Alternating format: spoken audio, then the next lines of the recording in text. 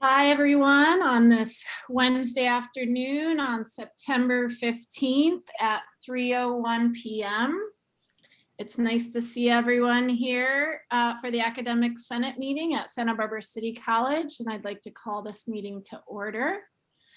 Dr. Kindred Murillo is with us here. She's here momentarily to just do a quick stop in so that she can say hi to the Senate and introduce herself, and so that we can say hi to her as well. So Dr. Murillo, you want to take it away?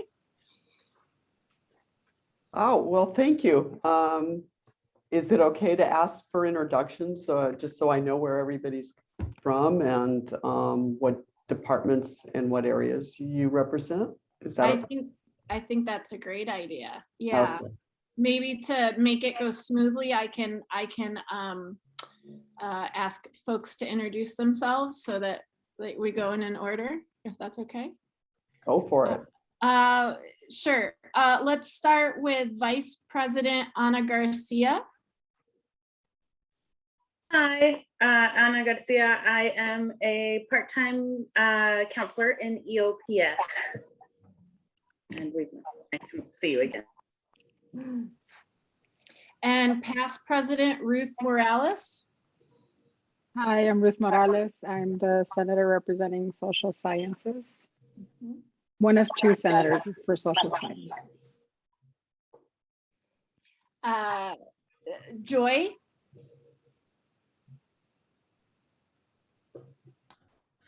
Hi, I'm representing the Fine Arts Division and I teach in art history. Ellen.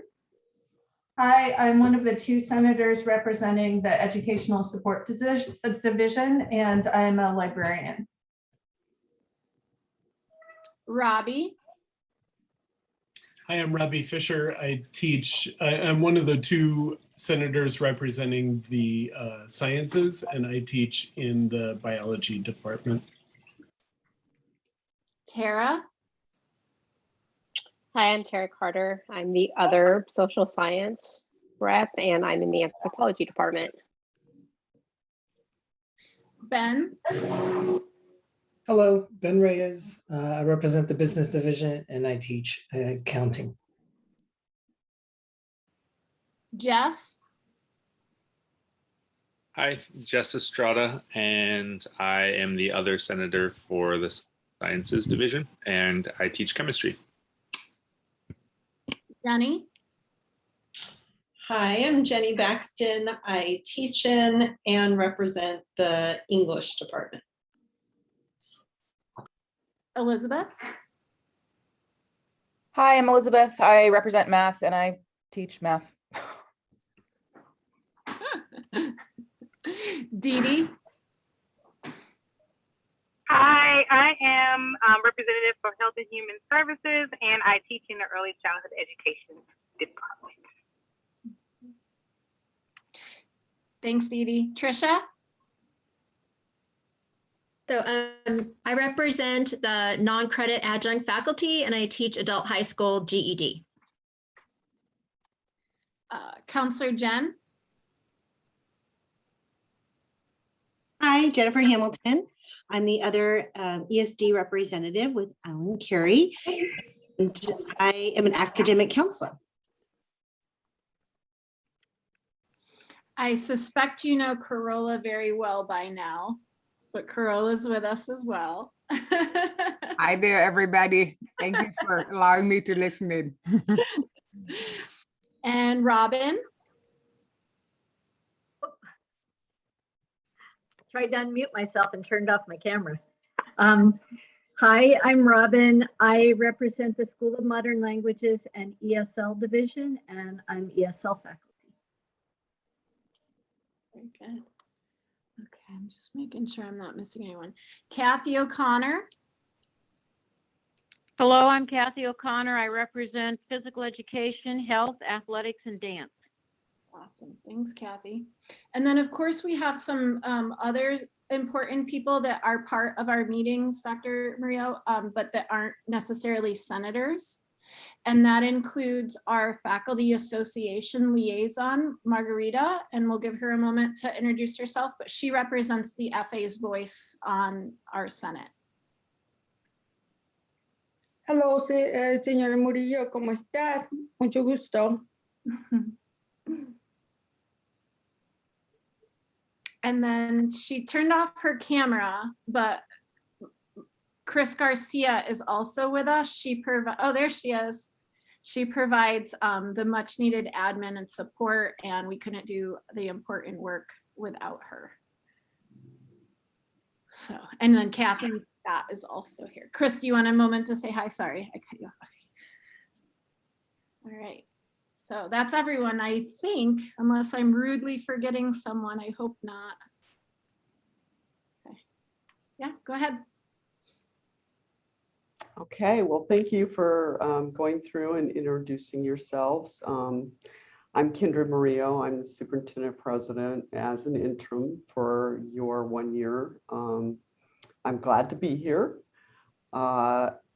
I appreciate being invited to Academic Senate to meet everybody. I've had some good discussions with Ray, and I know we have some mutual things that we have a strong interest in, which is lovely because I'm a strong advocate and champion of diversity, equity, and inclusion. And I know that's something that you have a strong emphasis on. I've met with Ruth and Anna and Ray together, and I've read through your sort of guiding principles. And so I appreciate that you have a strong interest in this. I really do, and that you want to do the work because it is hard work.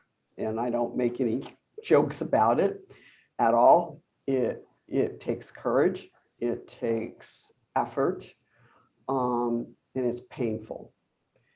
And we should do it out of love for being better humans. And that's why I do it.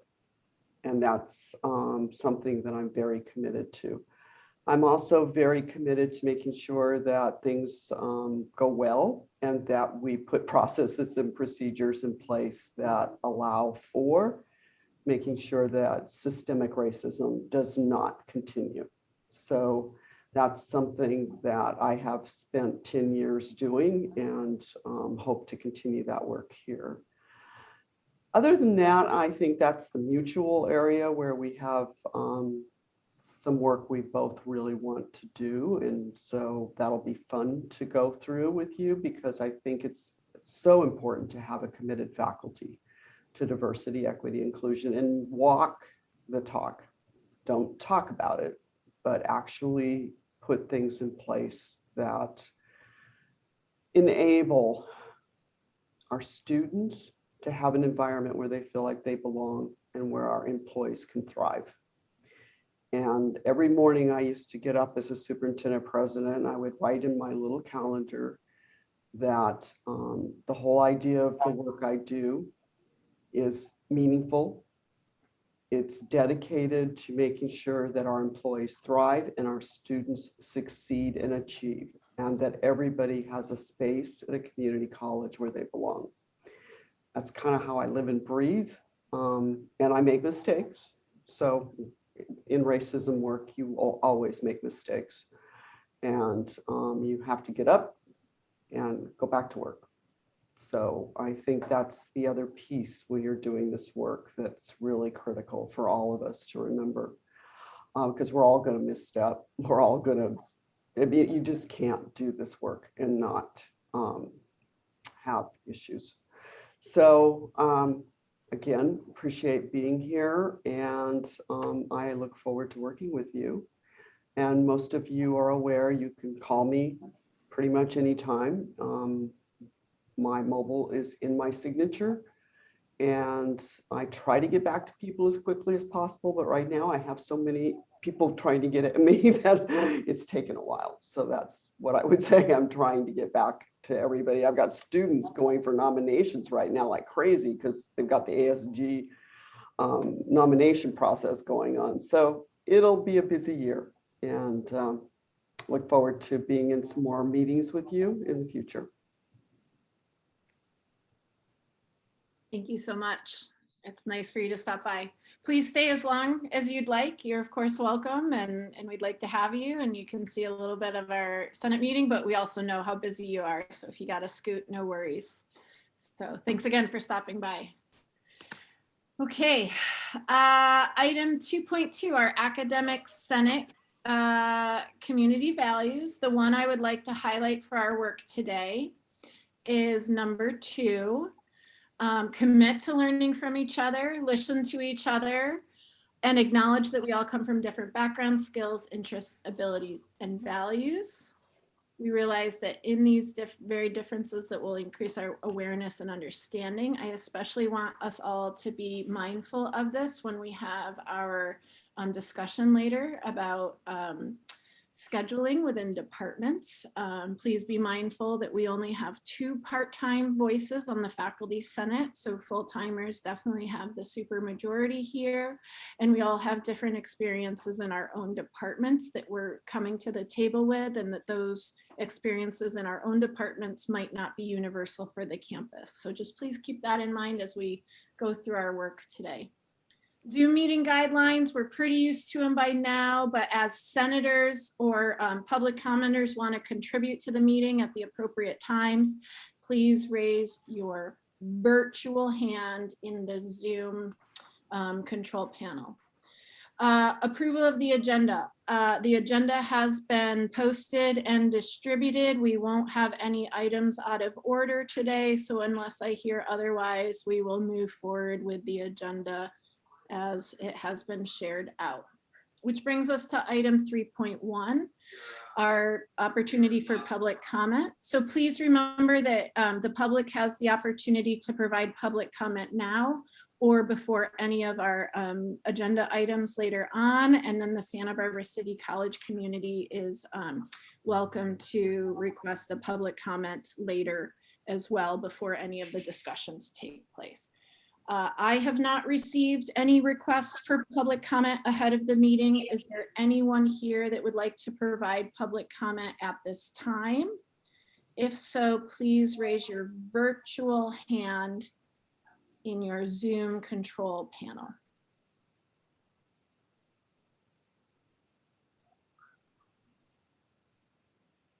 Okay, and I'm seeing no requests. Which brings us to item 4.1, the meetings of our regular the minutes of our regular meetings from August 25th and September 8th, as well as special meetings on August 3rd and 10th. Please remember that these were previously shared on previous agendas, and there was some suggestions for edits to be made. Chris has since done that, and so these have been posted and shared out. So unless I hear otherwise, I like to accept the minutes for these specific meetings as posted.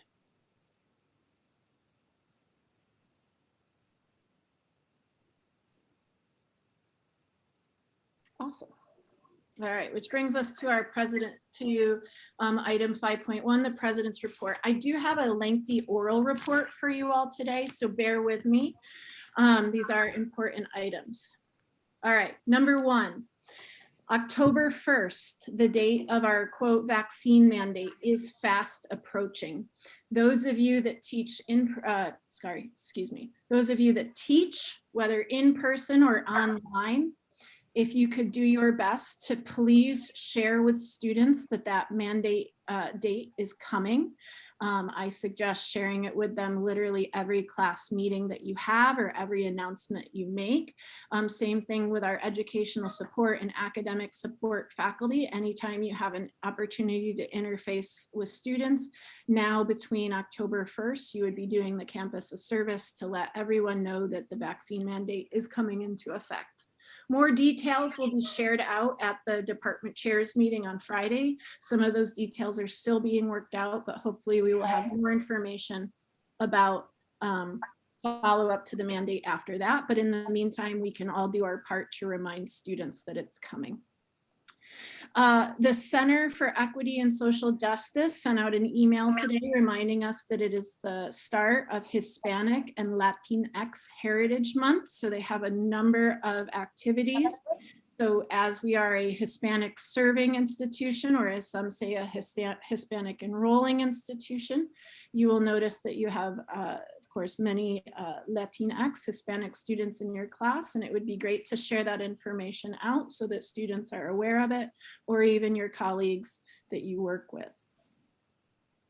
Previously, the Academic Senate passed a resolution to support our students as they were emotionally impacted by COVID, either through their grieving and their loss, or even the acts of racism that were lodged at the Asian and Asian American community.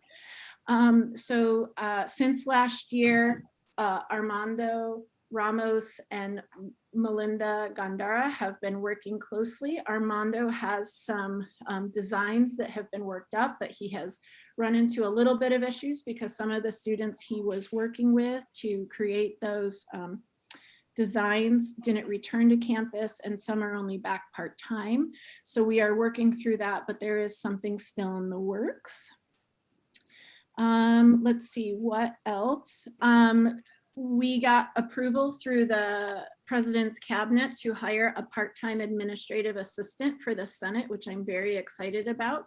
So we'll have Chris a little bit longer with us, and she'll help onboard this new person, but we should be having a solicitation go out for applications for that position, and then be helping that person learn how to best support the Academic Senate.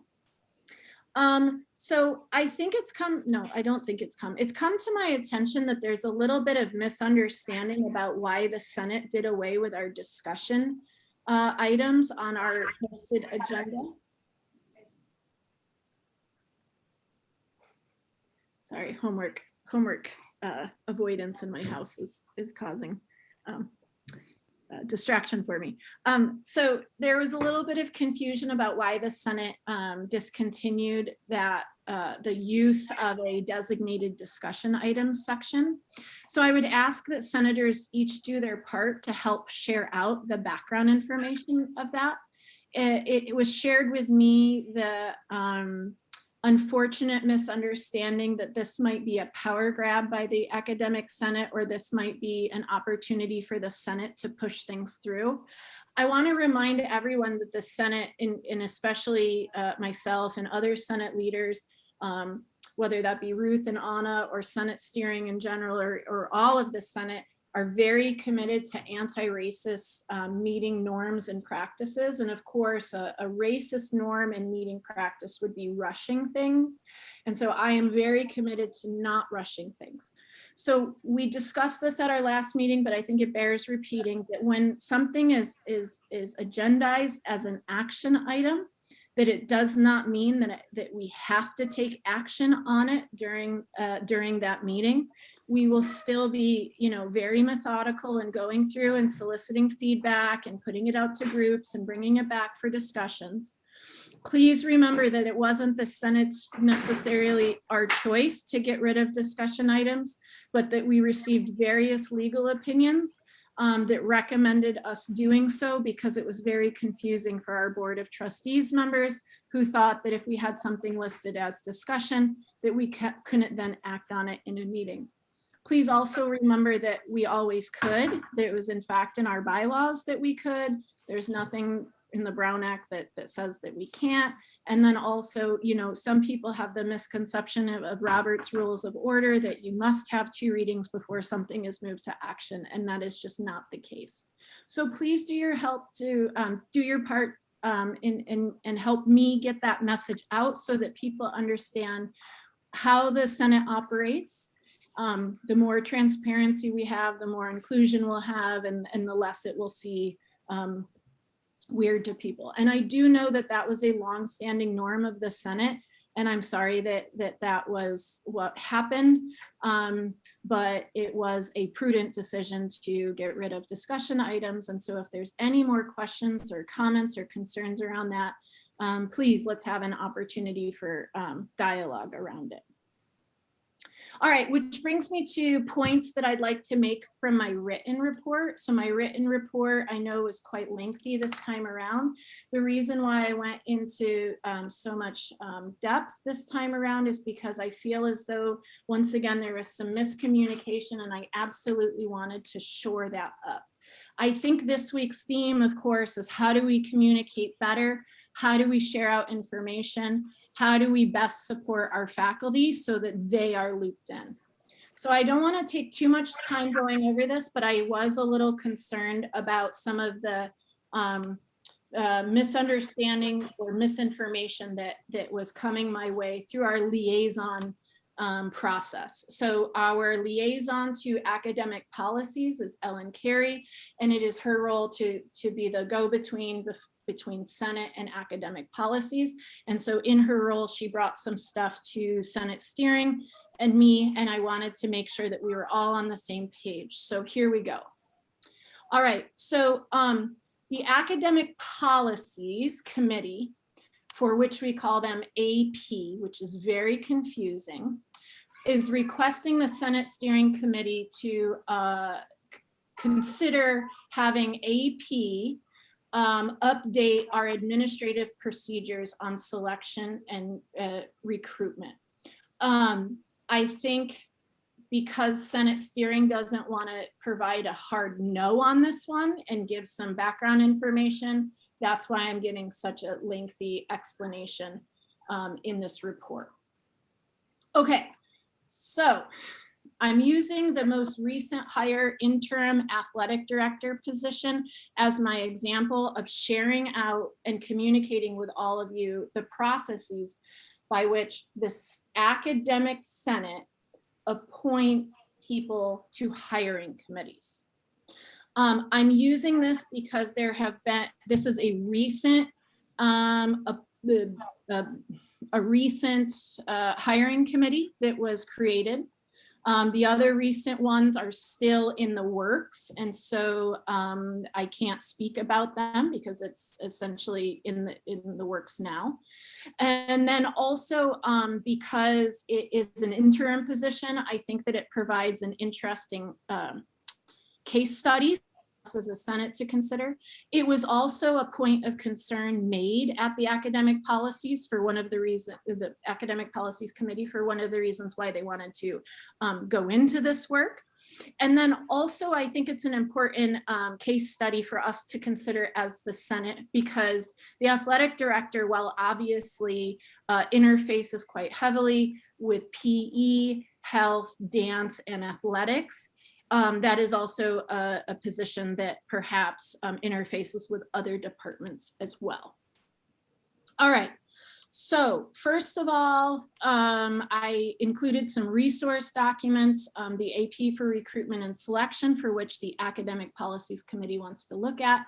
I also have referenced AP 2410, our board policies and administrative procedures, which defines what an administrative procedure is. And then I also reference our Academic Senate Constitution and bylaws. Okay, so typically what happens and what happens here is the HR, a member from the HR reaches out to me and says, we have this hiring committee coming up. Can you please appoint however many faculty representatives that the Senate gets? Sometimes the FA gets faculty representatives as well. And then, so this request came from Perla Jones, specifically in HR this time.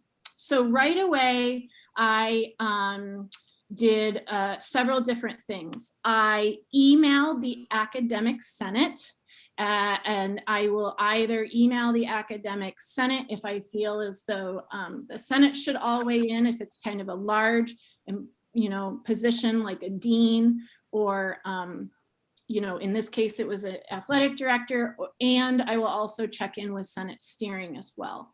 So I emailed Senate and I got 3 responses. One senator suggested a really great person, but unfortunately they were a staff person. So we don't get to appoint staff. So I said, thank you so much.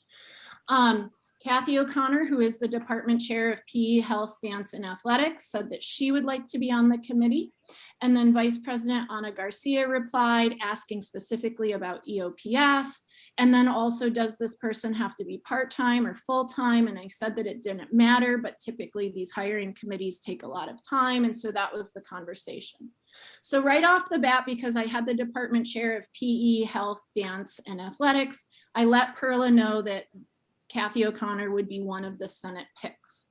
From there, I reached out, and just so you know, my thinking around all of this, I always try to include at least one educational support division faculty member, because they interface, of course, with many departments and programs around campus.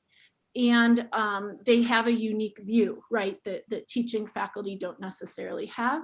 And then my other priority for appointing people on hiring committees is either an either or an either and. I like to prioritize people of color. As we all know through our anti-racism training and equity discussions, those are people with identities that have been traditionally marginalized, especially on hiring committees.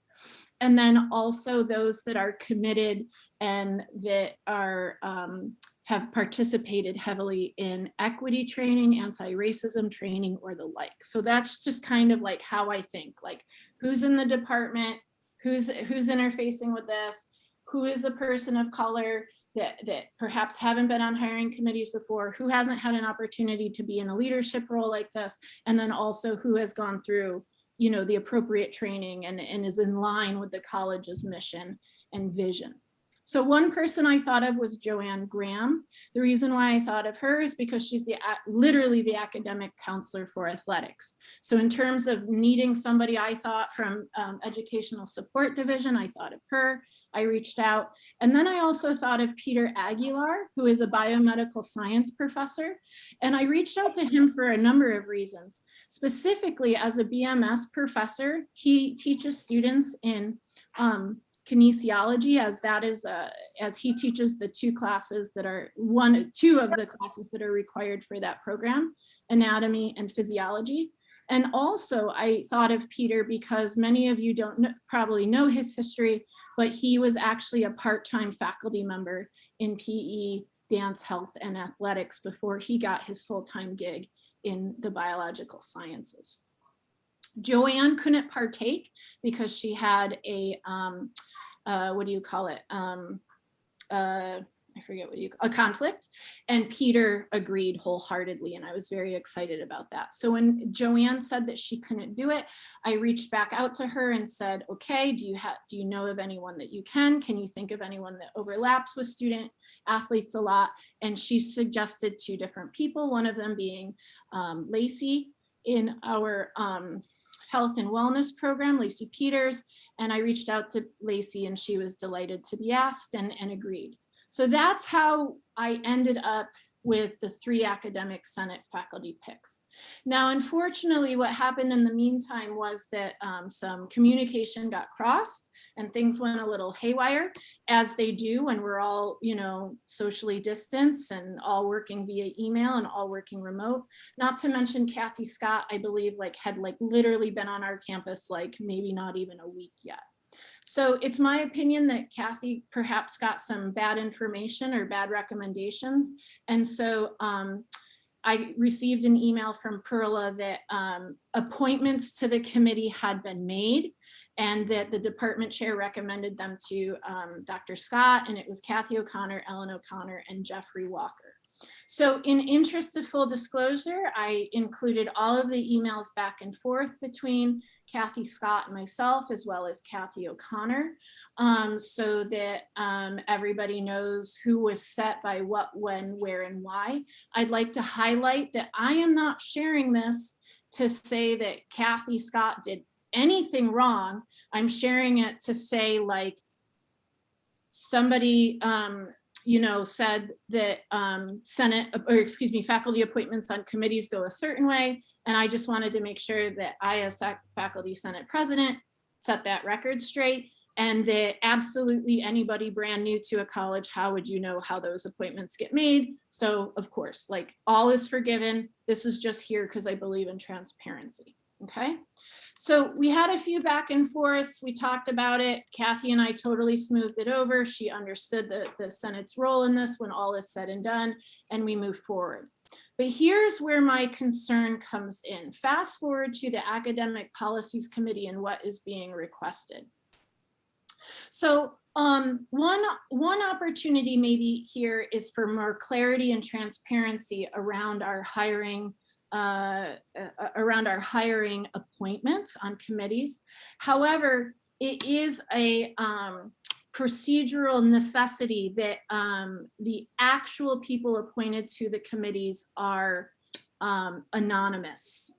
And the reason for this is, and this is included in HR training. In fact, I checked in with Demetrius Lewis, who does the EEO training for hiring committees. And it is shared then that you may not share that you are serving on a hiring committee.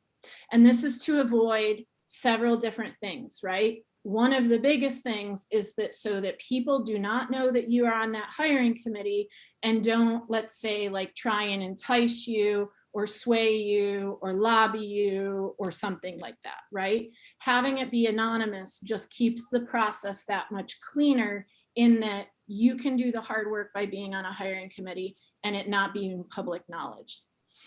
So, you know, how do we do that as a Senate, right? How do I stay committed to transparency and inclusion while we have to make these anonymous appointments? It is in our Constitution that the Academic Senate President is the designee for appointments of all college committees. So not Senate committees, but college committees. This is why as senators, you all appoint division reps for our Senate subcommittee, and then quote, I am the one with your blessing that appoints people to our college committees. Now college like operational committees like facilities and operations or something, I always put that as an information item or as a consent item and just say, these are the people on it. And thank goodness almost never, nobody is banging down the door on the doors to be on these college committees, right? In fact, there's like a little bit of arm twisting that has to happen. That's not necessarily the same with hiring committees, right? There's a lot at stake with hiring committees. So what I do is I solicit input, I weigh the input that comes to me, and then I make the decision so that it can remain anonymous, and I forward those decisions onto HR. This is how it's always been. This is how it was with Patricia Stark before me, Priscilla Butler before her, Kim Monda, Kenley, you name it, we've done this for years.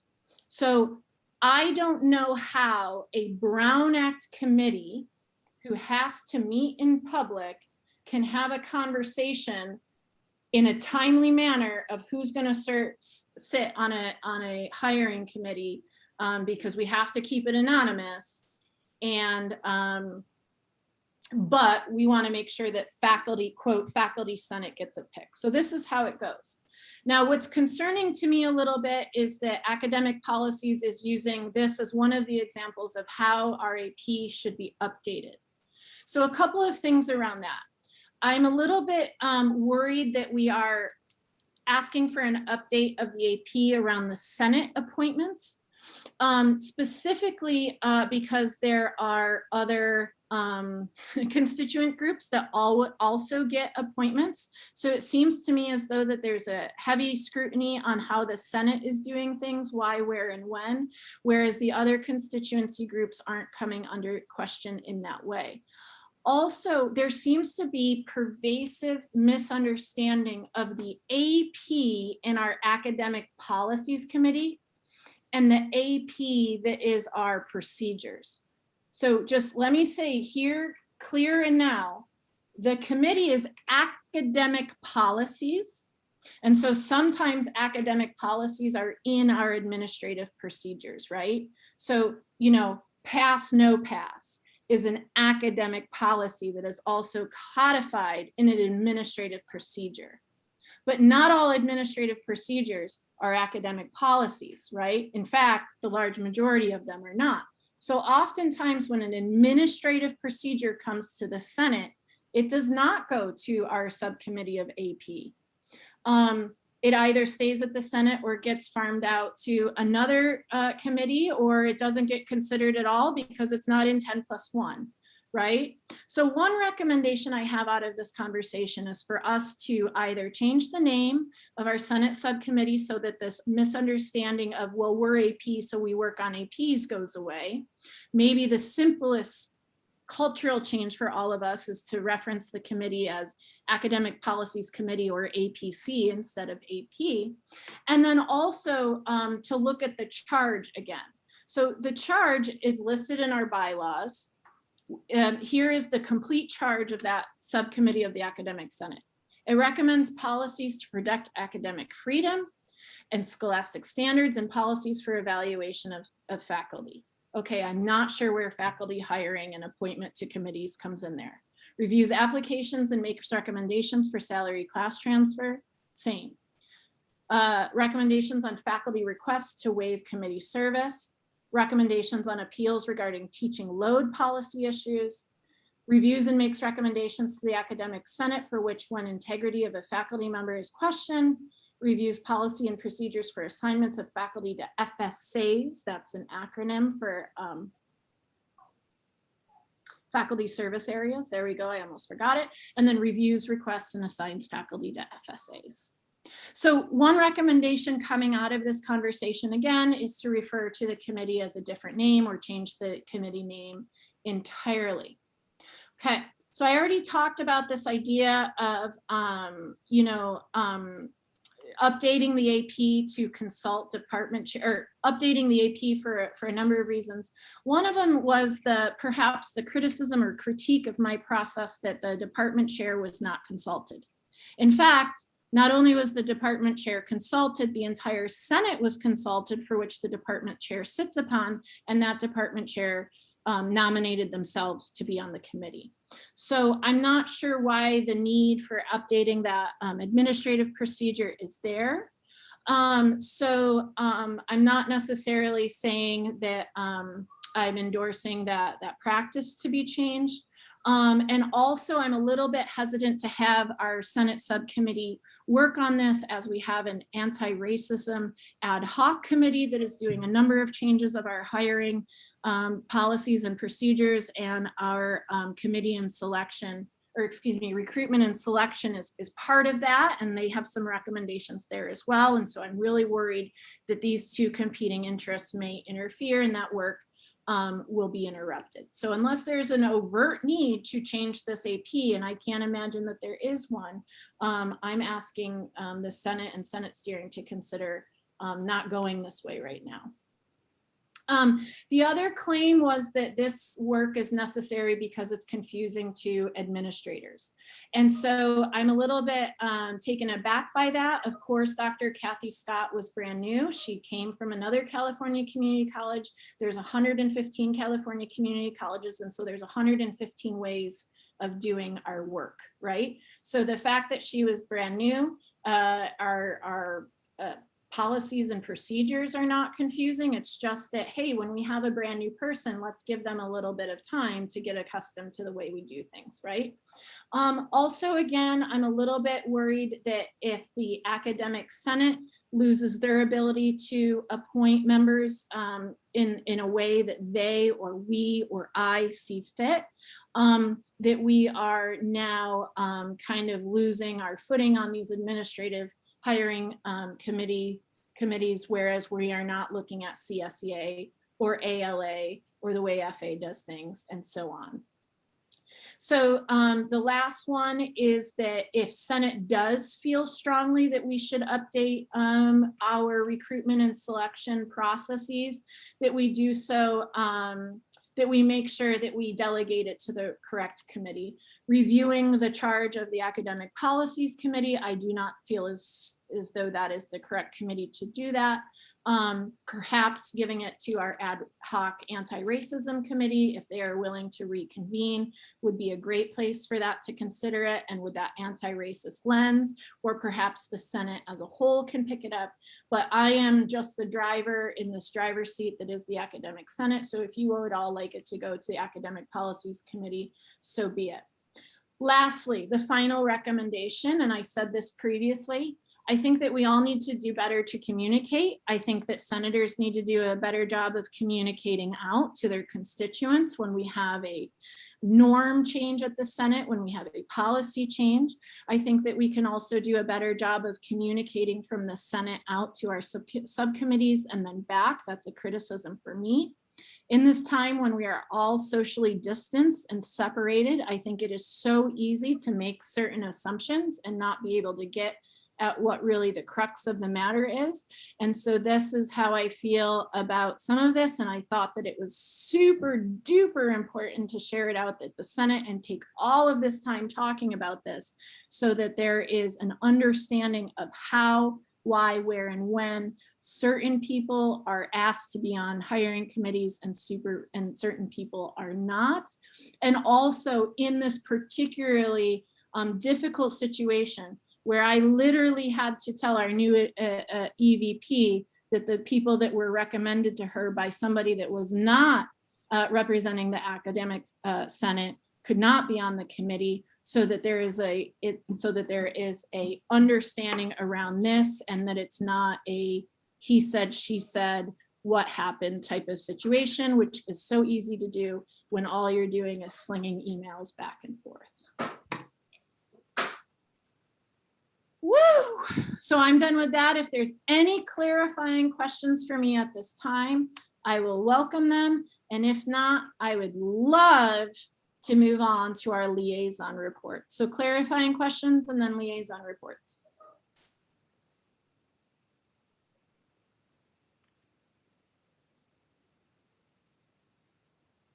Yay! Okay, liaison reports, please. Jenny, Tara, Dee Dee, Ellen, Ruth. Tara saying no, Jenny saying no. Ellen and then Ruth. Okay, just briefly, part of my liaison report is on the last academic policies meeting, but I think pretty much everything in there is, most of everything in there is covered in what Ray just talked about. There were a couple other issues that we addressed too at that meeting, so you can look at that. But I mostly wanted to just point out something from Guided Pathways that Margaret Prothero wanted me to share with everyone. There are a couple webinars for the California Guided Pathways Project this semester, and one is October 15th. We are allowed to, it's like an interactive thing, and we're allowed to have 12 people for the whole session, but also additional people can go just for a presentation by Diego Navarro. So if you're interested in that, just contact Margaret Prothero, and there's some links in the report with more information.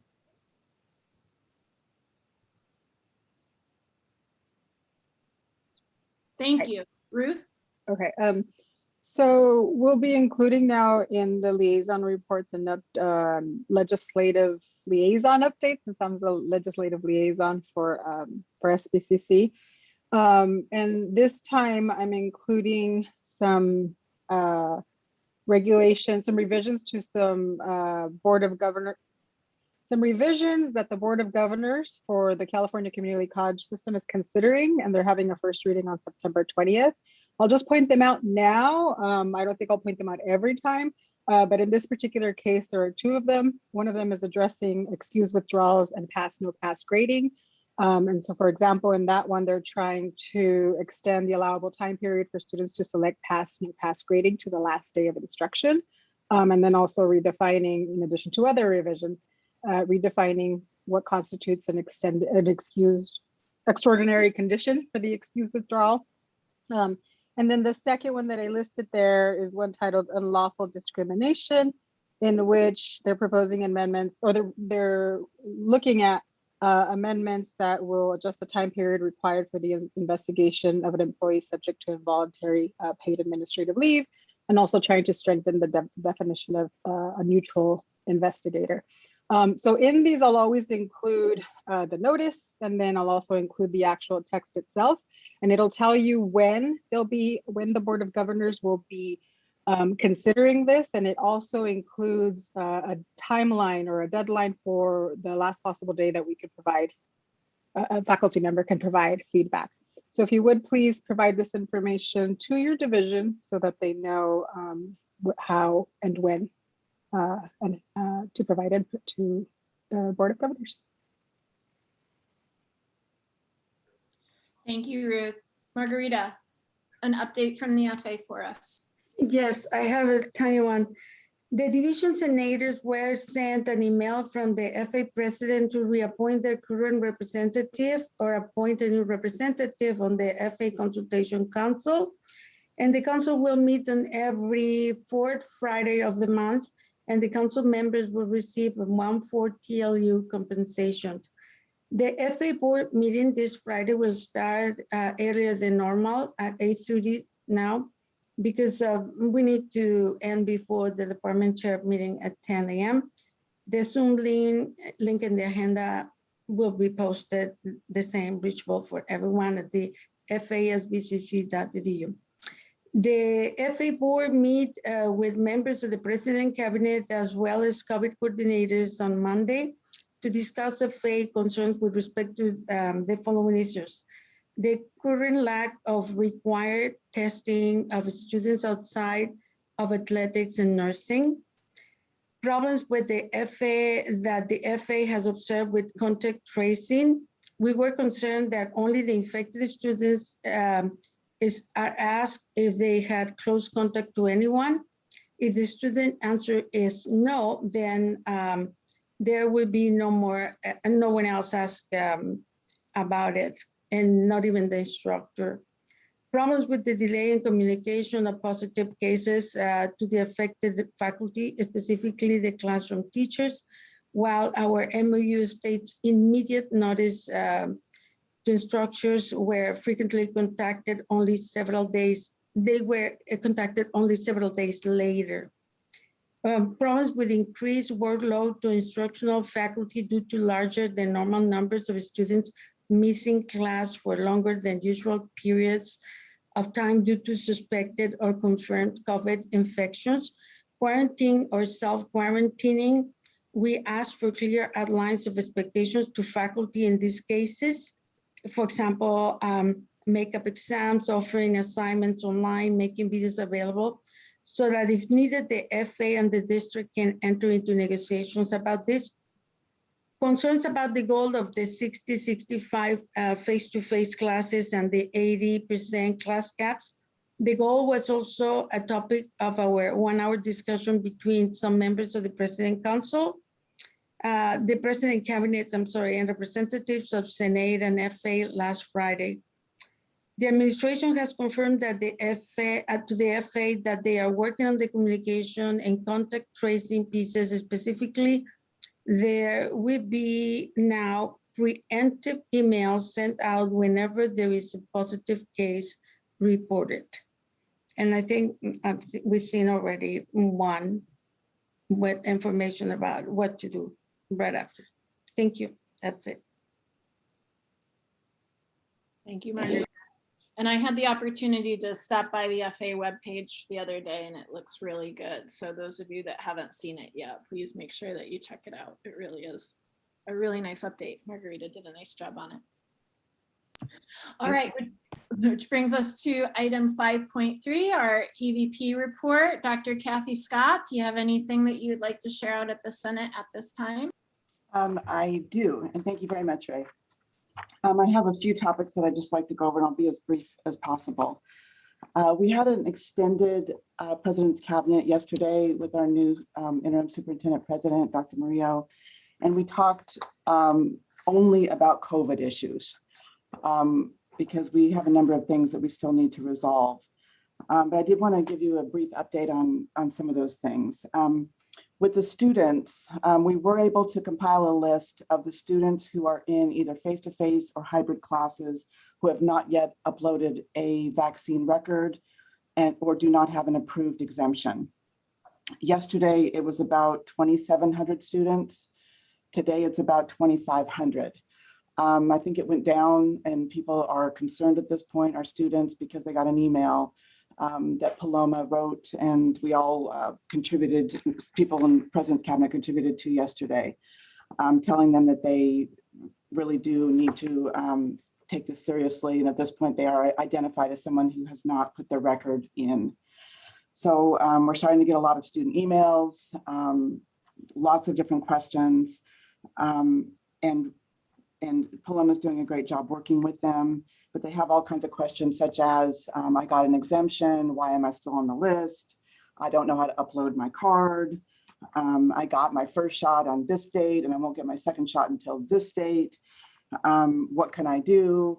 And so we are going to work on communication to the faculty about the plans that we have worked on for October 1st. Firstly, we do want to ask faculty to be flexible with the students where they can be. You know, if someone is almost fully vaccinated and is only going to miss a short period of time, can the instructor work with them? But I do know that if they're just now getting their first shot, it's going to be weeks before they can come back to class, and that may be completely unreasonable. We may want to use the EW again for students who are in this situation. The EW is, of course, the I just lost it. What is it? EW. Something about the withdrawal. Excuse withdrawal. Excuse withdrawal. What is it, Paloma? Excuse withdrawal. Yeah, so it doesn't go on their record. But there is no refund with the EW the way that there used to be when we were in the shutdown period. But we're also going to have late starts for students that may need to drop a class and pick up another class because they may have a financial aid problem. We will not be dropping students.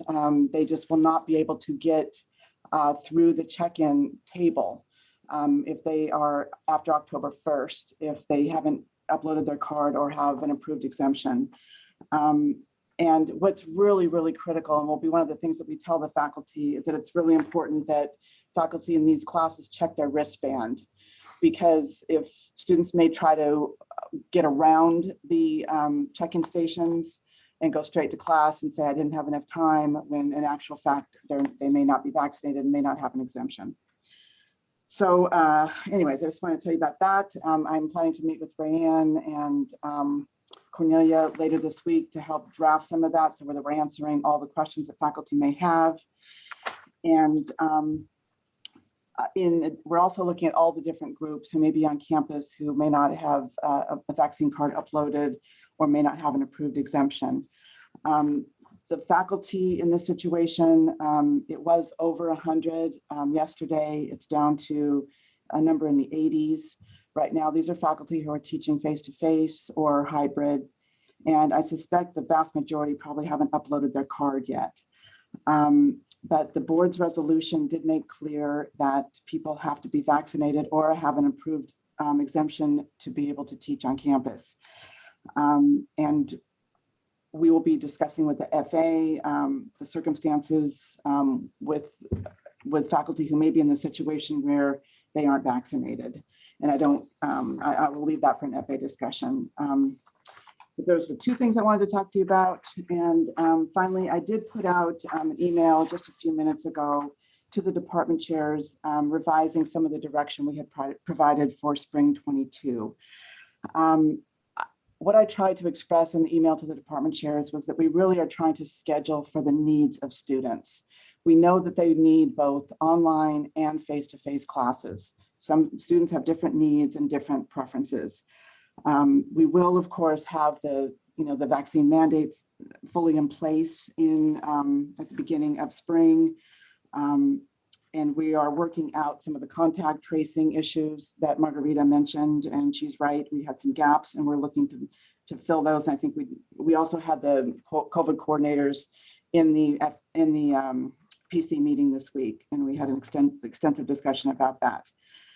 But in the revised documentation not documentation, but email to the department chairs, we asked that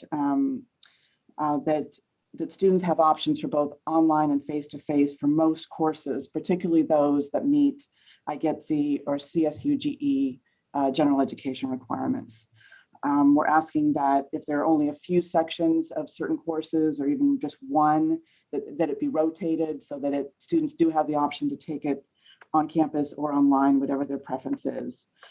We ask that equity be provided to our part-time faculty who should not be disproportionately assigned to on-campus classes. And we ask that faculty rotate so that people are not always online or always face-to-face, so that there's some equity in that as well. And we're asking the departments to work it out, to talk among themselves and to be collaborative and to work it out.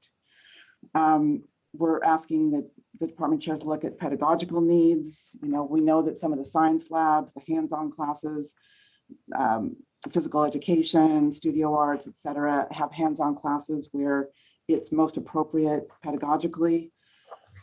And we understand too that face-to-face classes are good for some students, regardless of what the class is. We're asking the department chairs to use their best judgment in assigning classes, and after they've completed the schedules, for the deans to work with them to make sure that the guidelines are adhered to. We're looking at an 80% class cap, which I know that the FA will be discussing with President's Cabinet or people in negotiations. But that's basically what's in the guidelines. I just wanted to give you some notice of what was in there. I know that was kind of a lot. I'm done, and thank you very much for the opportunity to speak to you. Thank you. Any clarifying questions for Kathy?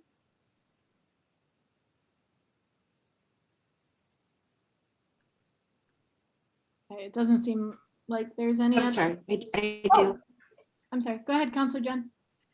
Sorry, I don't know where my hand raising is.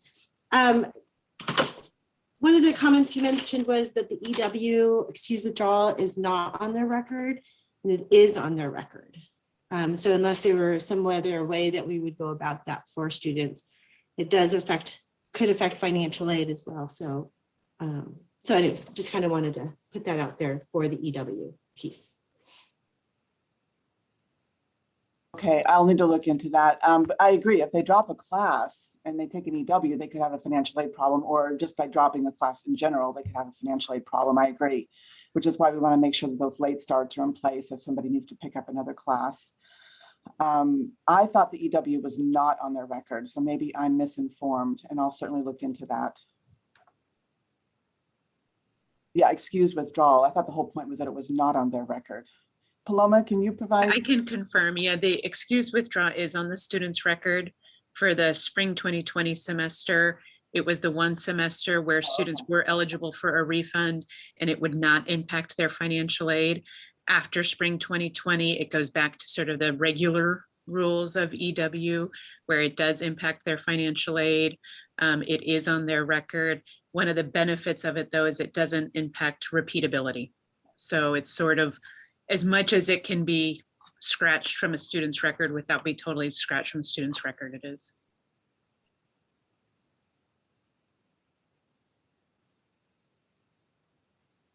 Robbie, go ahead. I just had a little audio blip. I'm sorry, Paloma, you said it does or does not affect repeatability? It does not. Okay, thank you.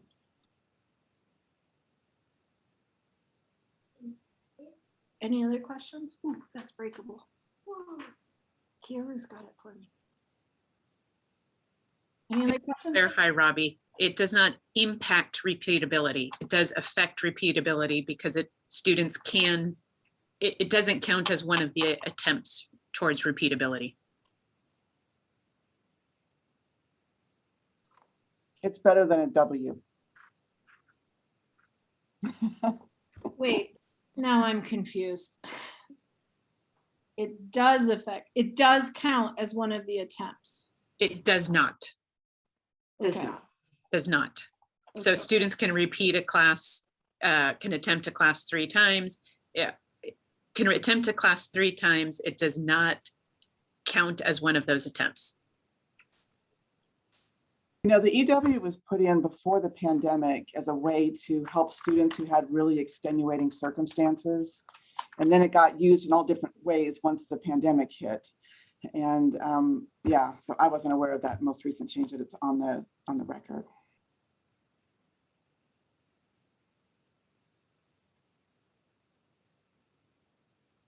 Okay, thanks, Kathy. I think that does it for questions for us. All right. So where are we on the agenda? Item 5.4, request to agendize items. There were none submitted for this meeting. Item 6.1, there are no consent agenda items for today's meeting. So we'll now move on to item 7.1, our non-credit senator election update. Ruth? Yes, it closed today. Nominations closed today, and we had one nomination. So as soon as this meeting is over and I take a breather, then I'll be sending out the ballot for that one nomination where people can choose that individual or potentially write someone in. And then that should close, I think, Tuesday. So about 6 days, I think. Awesome. Thanks, Ruth. Yep. And that election is for the non-credit part-time senator. So the Right, rest for of us 3-year are- term, the normal cycle. Because I'll remind everyone that we had someone step in for part midterm for the previous 3-year cycle. Yeah. Patricia Mattel. So the rest of us are not participating in that, okay? Just so you know. That's correct. And then the other information item, we have the call out for our ad hoc committee participation on the Constitution and bylaws. There's a heavy lift this semester. We're going to be the Constitution updates as per our last meeting. The petition was put in, so we need volunteers for that. So if you haven't already volunteered and told me that you're interested in and you are available, even if it's just for online Google Doc sharing and editing, your help will be much appreciated. All right, so we're through the information items agenda. Now on to item 8.1. So this is the second week we've had these BPs and APs. No, actually, it's the third time we've had them on our agenda. The first week they weren't linked properly. So then the second week they were, and people wanted more time to solicit feedback from their constituents. And so here they are again. I asked senators to specifically add updates and comments in a shared Google Doc for the different APs and BPs so that we could just focus on the ones that might need changes or the ones that are a concern. I know Ana Garcia added some comments to one of them and some specific updates, and I did not see requests for updates or edits other places. So I'll ask the Senate, how do we want to do this? Does that mean that there weren't any other specific updates? Should we look at the ones Ana suggested and then just move these as a group to be expedient? What is the Senate's pleasure? Ellen. I have one comment from one of our division members that I neglected to put on the form itself or the document itself, so I can do that. It's on. Give it to me in real time. Which AP 7145. Okay. And it's language that seems contradictory. Where it's talking about someone may examine their file within the Human Resources Department.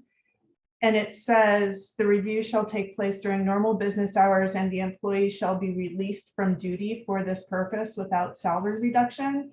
But then the next sentence says the employee shall not have the right to inspect personnel records at a time when the employee is actually required to render services. So that makes it sound like you have to do it when you're not working, in which case you wouldn't be released from working.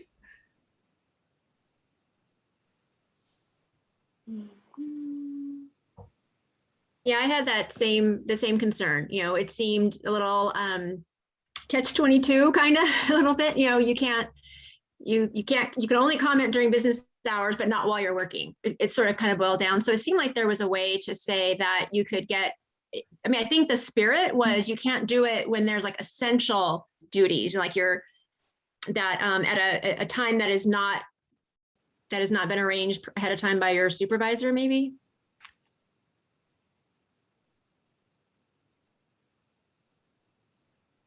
Okay, so this is the new language.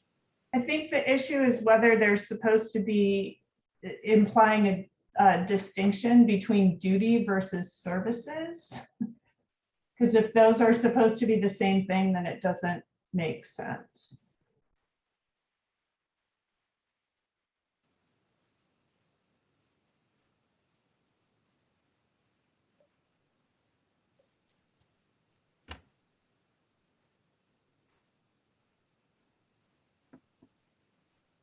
So do we have suggested language, or do we just want to bring this back to BPAP and say, hey, fix this a little bit better?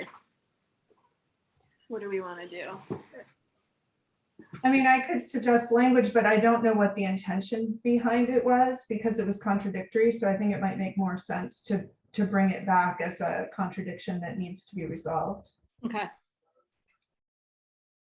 Okay.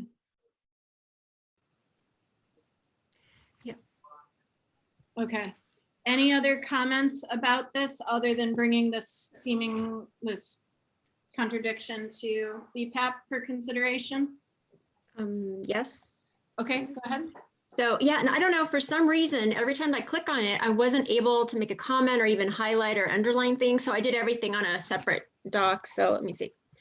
I realize now that it's part of the official ed code, but that word derogatory just kind of struck me as that, that I thought when I originally read it, is that the right word? That, you know, if you have derogatory, what's the language? Derogatory language in a personnel file, you have a chance. I mean, it shouldn't be any derogatory, like insulting, or it just seems sort of maybe negative would be the right word instead of derogatory.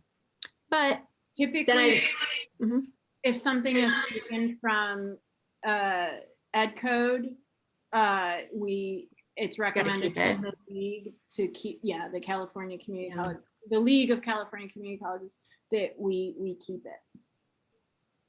So, so not replaced by negative, keep the derogatory because that's part of ed code. Okay, and then I guess the same thing was like obtained with a promotional examination or interview.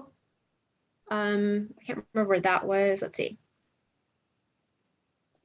Is that what they're called? If you're going for an interview or an exam where you're going for promotion, they're called promotional interviews. It just sounds like promotional seems like it's for advertising. So not a. Yeah, I mean, that is what it's called. Like if you have a promotion, right? But also I'll point out that that is part of the original ed code. Okay. No, I mean, that could be, but also like, that's not anything that's new, that's been in there and vetted for a while. So it's just it's just like the colored language changes. Okay. I mean, we can vet the whole thing, but I'm saying like that language has been vetted previously and reviewed and is in there. So. Okay. I would recommend us not tweaking the section. One that's been there for ages. Yeah, okay. I'm not sure about this then. So on AP 5050, there was the word equality instead of equity. And I know, having gone through some of the training, there's a difference. And so I wondered if I can't remember if that was editable or not. If that was new or is existing. So that was on AP 5050. The district should provide student success and support programs to further equality of educational opportunity. And I wasn't sure if that was a important enough point or not, since it's being reworded.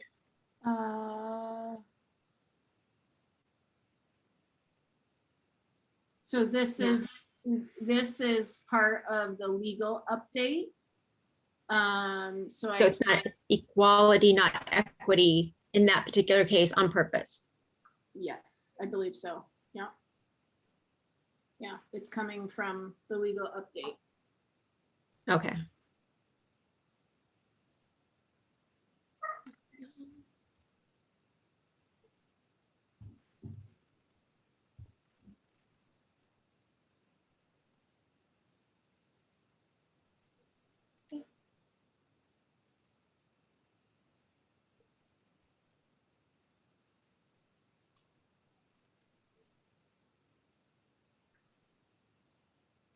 Other questions, comments, or concerns about any of the APs or BPs? I want to take a look at the one that Anna put some comments on.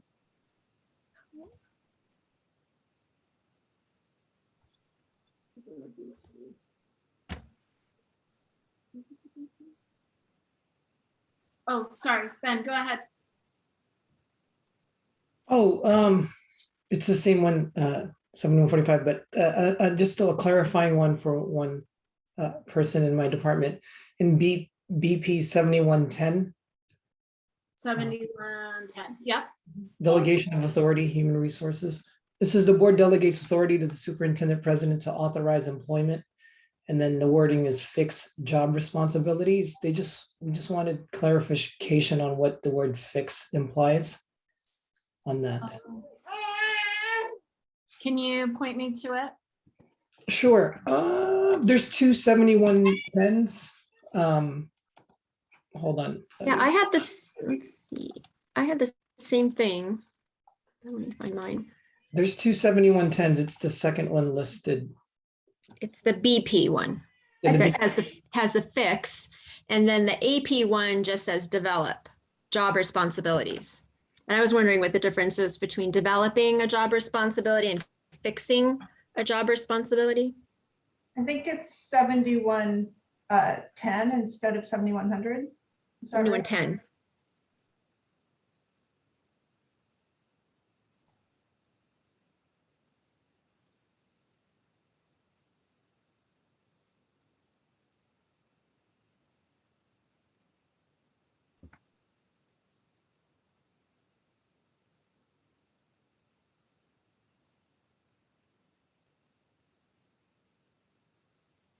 I can ask. I suspect it came out of Ed Code, but who knows? It might be a weird. Because the AP is almost identical and it just says develop job responsibilities. So I wondered if one was more fixed, I guess, more, more finalized, I guess.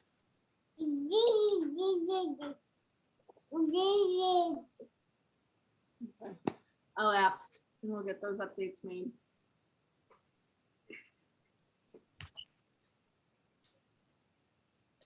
Any other? Maybe the one. Anna, can you help me remember, it was commitment to diversity, right? Yeah, I think it was the AP.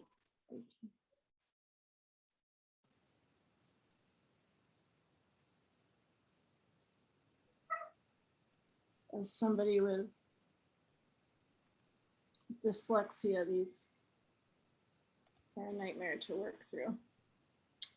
Let me see. All right, so here's the comments that Anna was making. Okay, so one comment was number one, candidates must demonstrate sensitivity, knowledge, and understanding of the diverse academic, socioeconomic, gender, cultural, disability, and ethnic backgrounds of the students the district serves.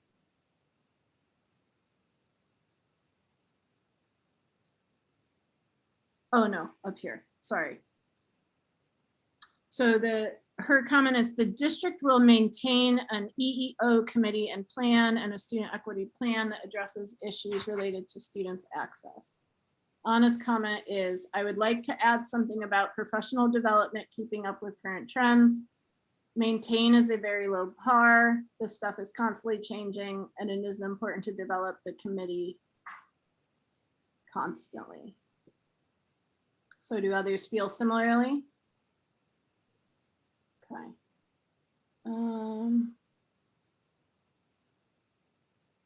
The other comment was the emphasis on. You were looking at two comments. Yes, I was. Okay. All right. So I just added with emphasis on. All right. Yeah. Okay. Yeah. So in the number one that I mentioned before, she's suggesting to replace with emphasis instead of including. That's a good catch. And then the last one is a question. Is this meeting once hired? Yeah, that one, I just was kind of confused about what the intent was. Yeah, I think like once hired is it. I think that's the spirit of that. So yeah, we can clarify that at BPAP and redevelop that language. Joy? Yeah, I had that in my notes too, but would that mean, it just seemed like that phrase, we might say something about professional development, that they must further demonstrate, you know, education and trends. Yeah, maybe I just stopped my video. There we go. Maybe one thing we can do is kind of combine Anna's two comments and like make a new paragraph or statement of like, once hired, employees must demonstrate a commitment to ongoing. Yeah. I mean, and this isn't totally related, but I think maybe we can encourage having one of those sessions in all of our in-services so that people can pretty frequently update themselves. Yeah, separate issue though. Okay, thank you. Yeah, that can be developed and just discussed it. Yeah. At PDAC, let's say, but we don't necessarily want to put it in a procedure, but yeah. Right. Yeah. Anna? Can you go back to that one? Because I had a third comment on there. Oh, I thought we got all three. Hold on. Or maybe fourth comment. I don't know how many I made. Yeah. So the section where it was talking about maintains, I made a comment on student. Go up. Right there. Toward the bottom. Students is highlighted right there. Too far up. It's like 2 lines down from maintains.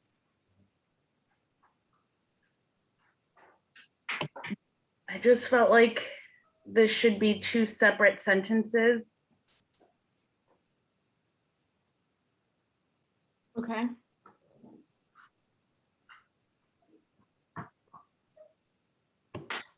So the district will maintain an EO committee and plan and student.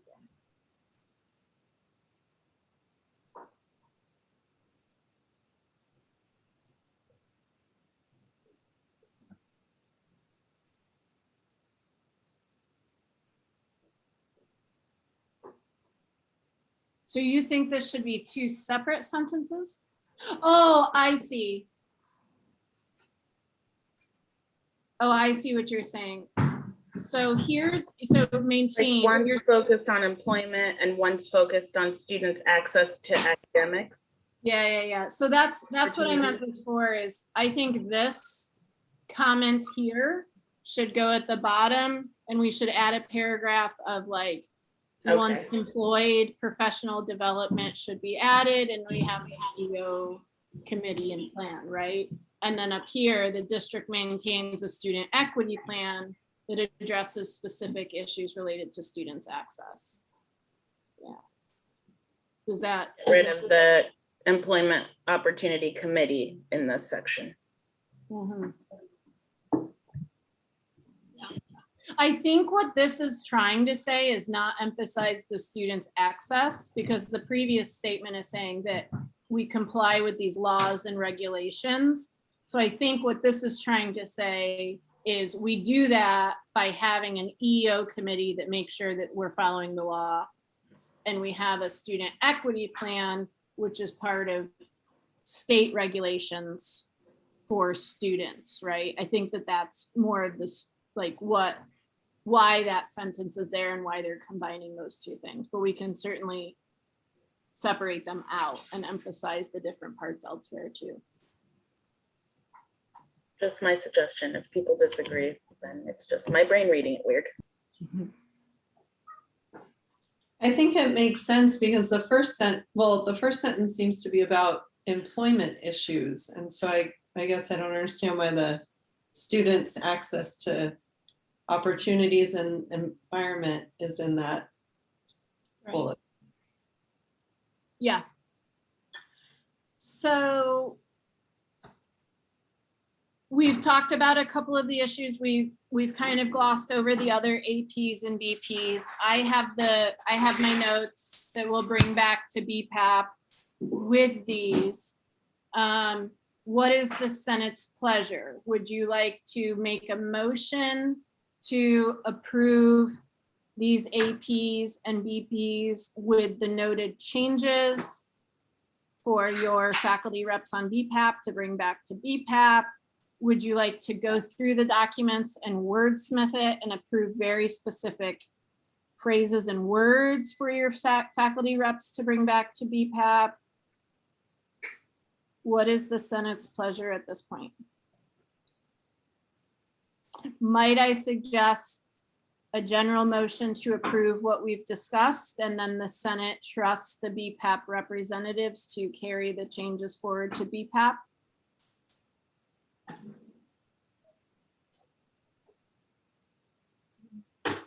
So moved. Thanks, Robbie. Is there a Second.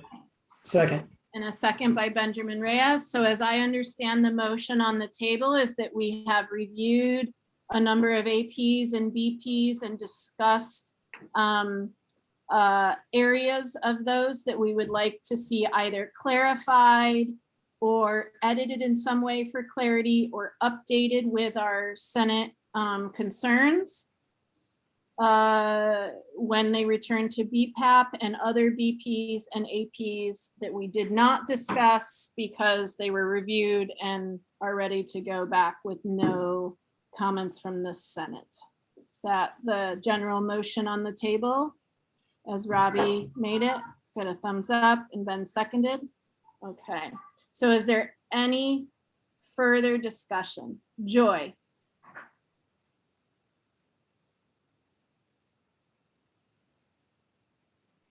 I'm muted.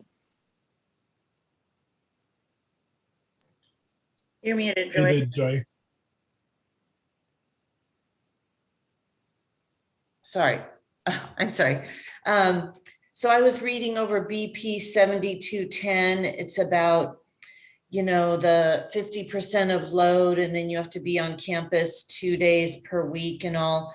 Are we just gonna let that be? And it seems like it was written for pre-COVID times, but now when are we gonna, or when will the school say, oh, we're gonna want this rule followed?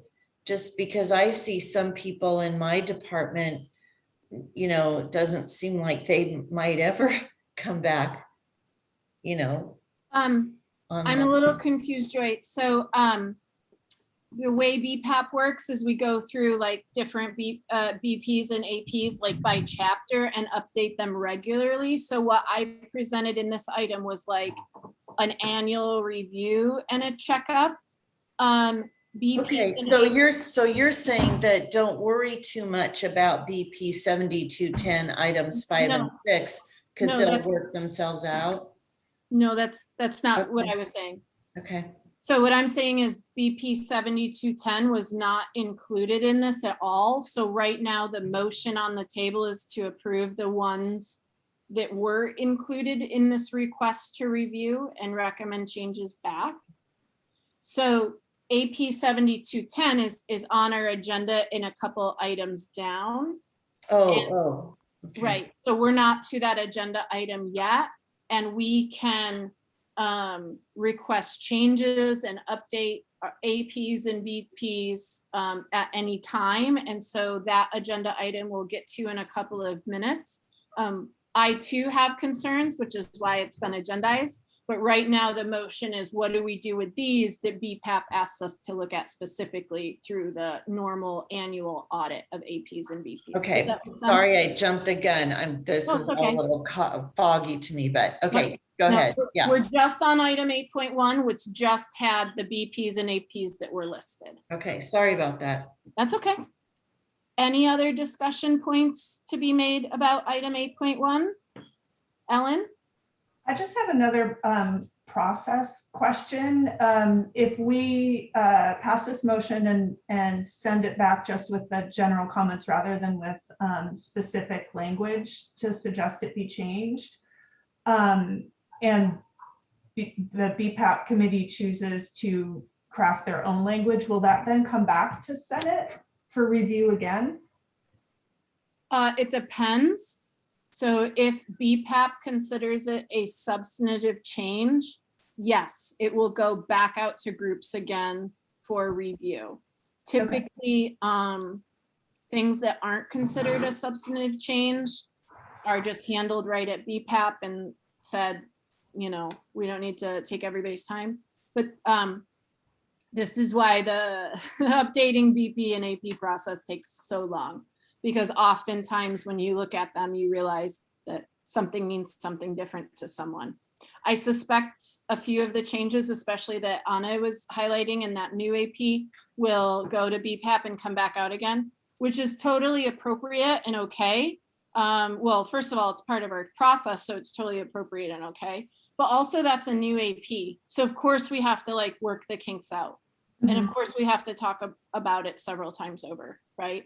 But this is why the charge of AP is such a heavy lift, because they literally go through line by line by line by line. And yeah, I mean, I can't promise you it's BP's choice to put it back out to groups for information or feedback, but we err on the side of feedback more than information. Great. I just wanted to make sure we weren't losing an opportunity if we didn't provide our own language.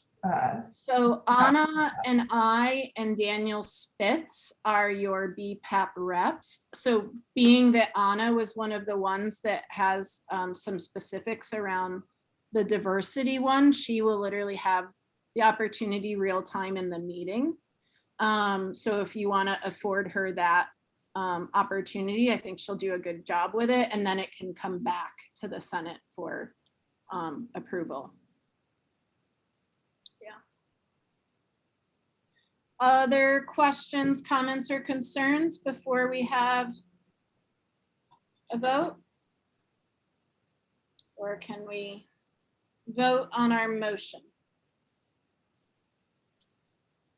Okay, I'm hearing and seeing no discussion. So let's do our roll call vote.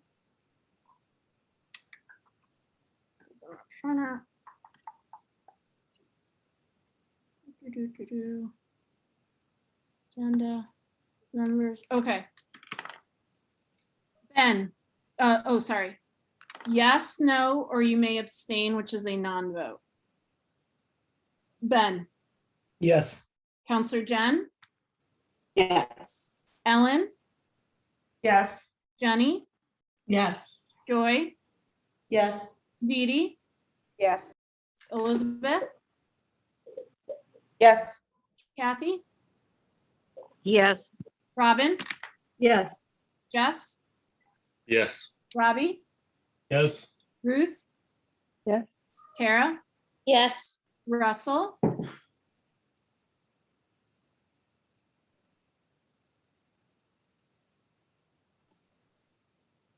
Russell? Sorry about that. Couldn't get the unmute. There we go. Yes. It's all right, no worries. Trisha? Yes. And Anna? Yes. Excellent. So the will of the Senate will be carried forward to BPAP. We will first make those appropriate edits in the APs and BPs for BPAP to consider. BPAP will consider them, and then I will report back as if they're coming out as information or another opportunity for feedback and further vetting by the not only the Senate but other constituency groups. All right, righty, right on. Somehow I combined those two. Okay, item 8.2, Senate's recommendation for scheduling assignments. Now you all heard in Dr. Scott's report that the original 65-35% directive from our administration has now been relaxed for scheduling in the spring. Both emails are there. The first one that gave direction for the spring that included that 65-35 percentage face-to-face versus online directive, and then the email that updates that directive. So they're both there for you for review. And then also in light of that, or in response to that, the Academic Senate wanted to give department chairs some guidelines for how to schedule faculty on your spring schedule. I hope many people are seeing the inequity in our scheduling across the college, which includes many of our full-timers remaining online and continuing online pedagogical and modality, or excuse me, an online modality for their classes, while our part-timers are the ones that have been returning to campus and working in our classrooms. And now with this directive from the administration where we need to be moving towards returning to campus and more face-to-face offerings, oftentimes in departments, full-timers are given the first pick to make their load of class assignments. And so they pick up, their first choice, which right now it seems to be online.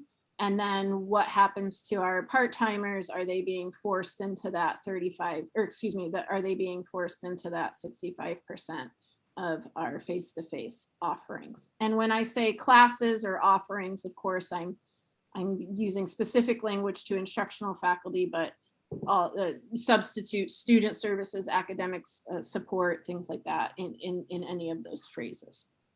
So to that end, a subset of Academic Senate steering created a memo to kind of start this conversation. And please let me remind you that this is a draft. It says as much over and over and over in red language across the top. And this is our first reading. So going back to that idea that this is listed as an action item, this is the first time the Senate's looked at it, right? Faculty have not had an opportunity to talk about this, figure it out, work through it. So here's our opportunity as a Senate to first discuss it. It will definitely need to go out to groups from here, like your divisions from here, for further vetting and then further discussion at our next meeting, okay? So again, part of that, helping everybody get used to these new Senate norms, it's listed as action, but we do not need to take action today, nor do I recommend action today. So I hope you all have had some opportunity to review it, and maybe you've already received some feedback. So I'll stop here and I'll open the floor up. There's a couple areas of concern for me where I think language needs to be added for clarity, but I'll mention those if nobody else does. So let's open this up. Anybody want to kick us off?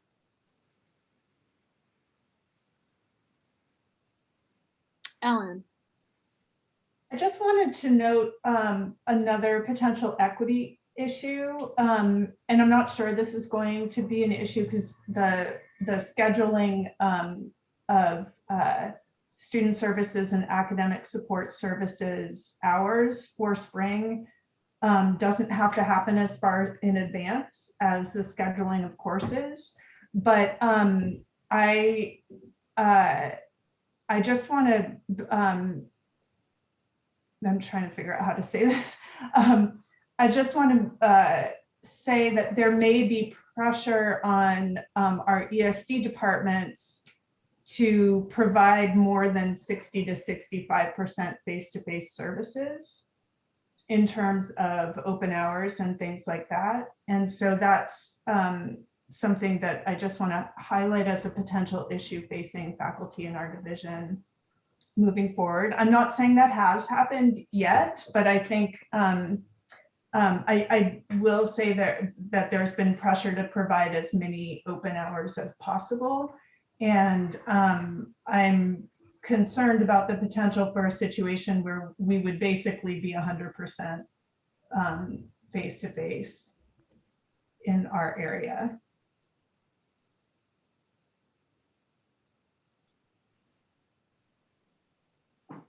Okay, so we will keep that in mind as we continue our conversations. Robin? Yeah, I don't know if this is part of the discussion or if it's ever really been discussed as a campus or not, but even before COVID, there were some departments or some instructors that were largely online for all of their teaching as a matter of choice by the instructor. And I wonder what campus discussions we have had in general about when we return, will departments that were already largely online or instructors that were completely online, will we have a discussion about whether that decision has been made for serving students better or for serving individual faculty better? I mean, it's not specifically about COVID, it's about trends that were on campus before. Our particular department didn't have any online classes before COVID. And now we're realizing that, you know, we meet the needs of some students well that way, and that some students prefer that, while many of our students want to be back face-to-face, and we need both options. But are there plans in all of this for discussions about how we make decisions about online offerings rather than, you know, instructor choice for full-time faculty? So we have planned I have planned a faculty town hall next week, where that is going to be at least the initial topic. I think one thing that we all have to keep in mind is that regardless of whatever happened before COVID, COVID has completely changed our lives, right? Like, we should not go back to business as usual, regardless of communicable disease, right? Like, we just shouldn't go back to business as usual, because I think that we all learned new effective ways of engaging in work. So that's one piece of it. The other piece is, this is going to be a difficult conversation, and we really need to have a large conversation of what kind of campus are we going to be? Are we a community college campus that serves the local community? Are we a community college that serves the local community while also, you know, serving online students from all over the country, thereby picking up more FTS and serving more students and contributing to, you know, one of our bottom lines? What does it do when we have certain faculty that are not present on campus and others that are? So regardless of where that conversation goes, that conversation from a Senate perspective should always be student focused and not faculty focused, right? The faculty focused conversations and considerations should definitely be happening with and at the FA, right? Our union. So I don't have a good answer for you right now, Robin, other than like the faculty senate will start that conversation next week at the faculty town hall. I hope everybody can make it. For those of you that can't, there will be like a submission form. But the conversation at hand right now is definitely, how do we give department chairs directions and guidelines for scheduling in the spring?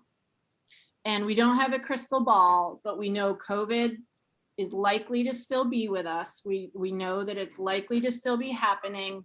And those that have certain points of positional privilege in our employment amongst the faculty ranks may be choosing certain modalities over others for whatever personal reasons. And so how do we address that? So I do want to have that larger conversation, but right now today I want to focus on what are we doing for spring? Because I guess just to follow up, my question would be, I guess just making us aware that I think that will come into this conversation. Well, my classes were always online, and I just want to continue doing that. So I think that may be part of, you know, reasoning as well. And it's why I wonder how to separate those out. Well, the way we're going to separate those out is right now, let's focus on the immediate, because department chairs literally have had their scheduling packet in their inbox already 2 weeks. They're already talking with their faculty about what we're going to do in the spring. And of course, it's going to be influenced by whatever else, right? But right now, let's stick to the brass tacks of planning for the spring. And then we can have that that more universal conversation of, okay, once this has truly blown over, what kind of campus do we want to be? And I do hope that the campus that we want to be does offer services and classes in both modalities where it is appropriate and where we can offer superior services, and not just where, you know, a certain faculty member prefers, right? So Jess?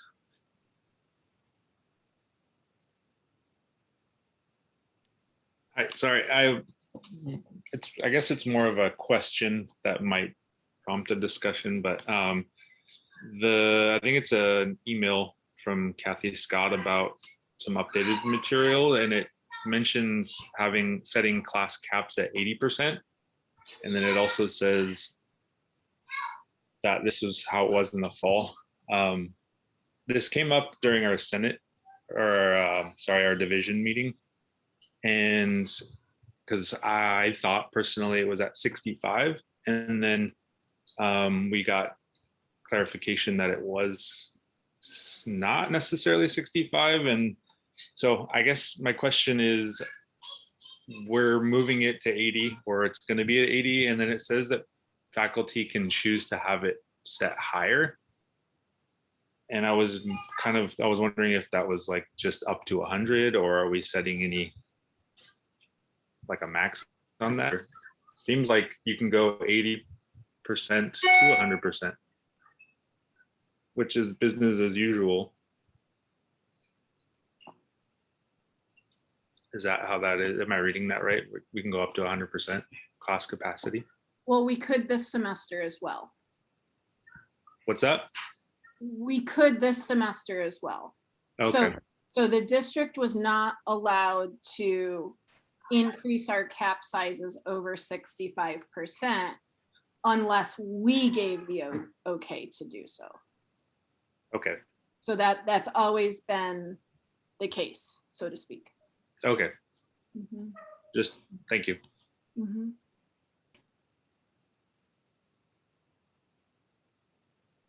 Ruth.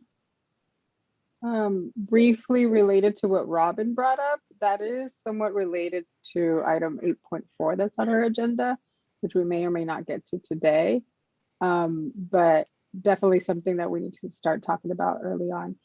Punto y aparte, so period, and moving on to different things. From my division, I got two things to bring up here. Is one, someone suggested that we try to prioritize if someone has had like training in online delivery because of the impact that could have on students. So whether it be training through the FRC or through the OEI initiative, something like that. So that was one recommendation. And then another one, which I think is also particularly important, is the considerations of pedagogy in determining, given the constraints that we have because of social distancing, that it may be better suited for a class to be delivered potentially either online or face-to-face because of pedagogy. So having pedagogical considerations incorporated into this document as well.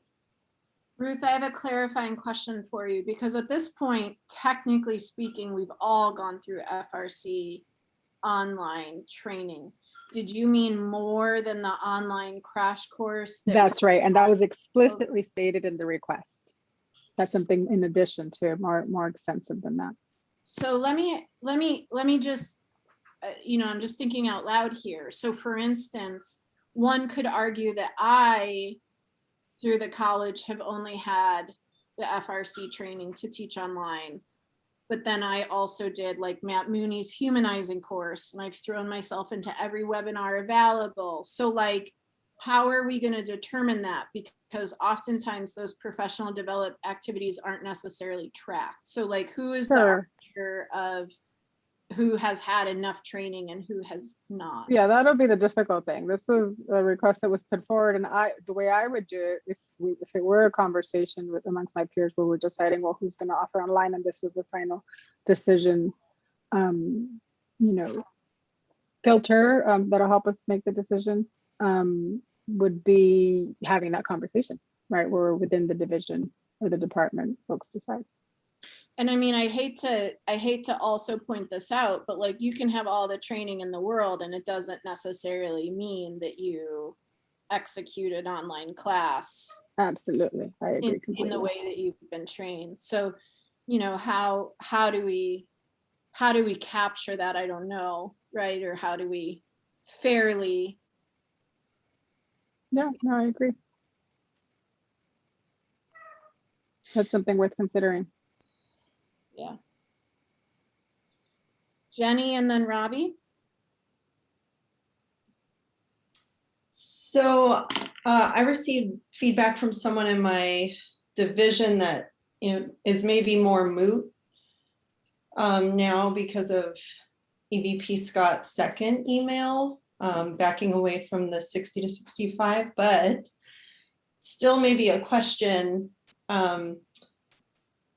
So the chairs should consider medical conditions, and someone asked about, you know, how is that monitored? How is that handled?